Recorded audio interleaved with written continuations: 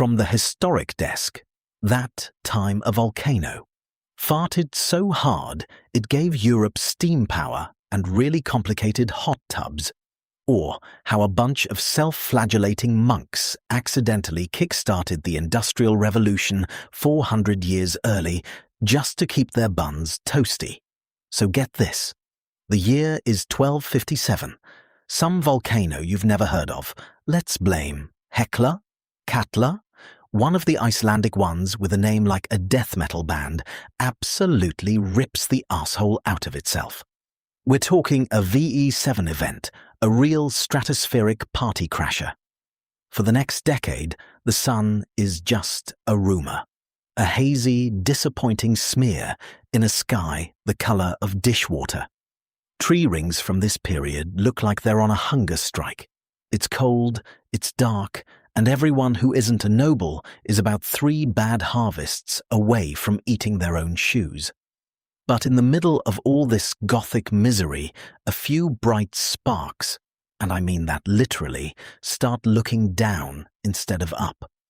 Specifically, a bunch of bored-as-hell monks in Tuscany, the Order of St. Gorgon the Steamy, or some such nonsense.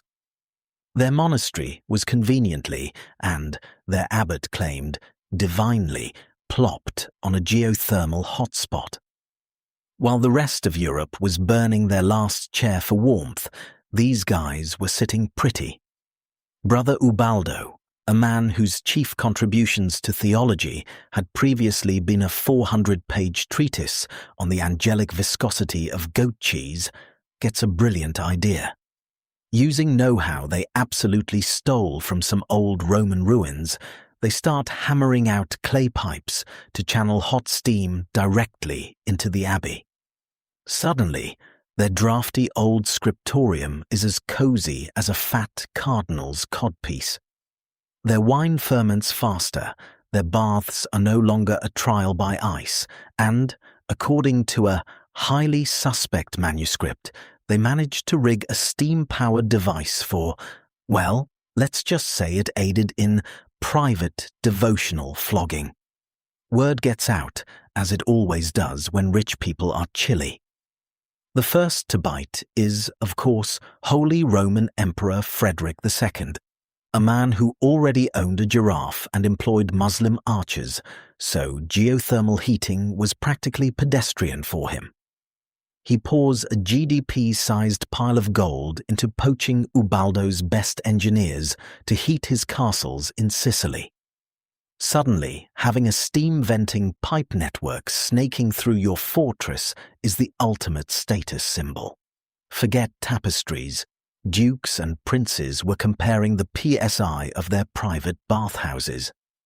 The Duke of Milan reportedly bankrupted himself building a 3-story sauna complex with heated floors, an automated back scrubber, and a room that just perpetually rained warm, sulfur-scented water, which he called the Devil's Tits.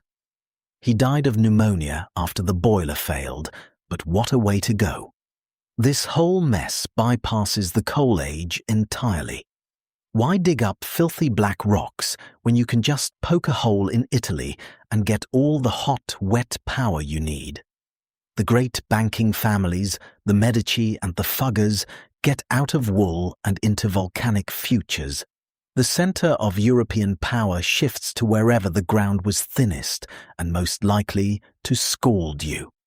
Florence and Naples become the twin hubs of a new, steamy economy, full of pipe fitters, pressure valve salesmen, and an entirely new class of physicians specializing in treating douche nozzles who tried to look directly into a steam jet.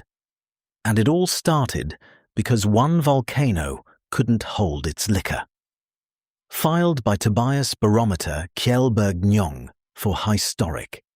And that concludes today's broadcast. If this dispatch has left you itching to rewrite history yourself, visit historic.com.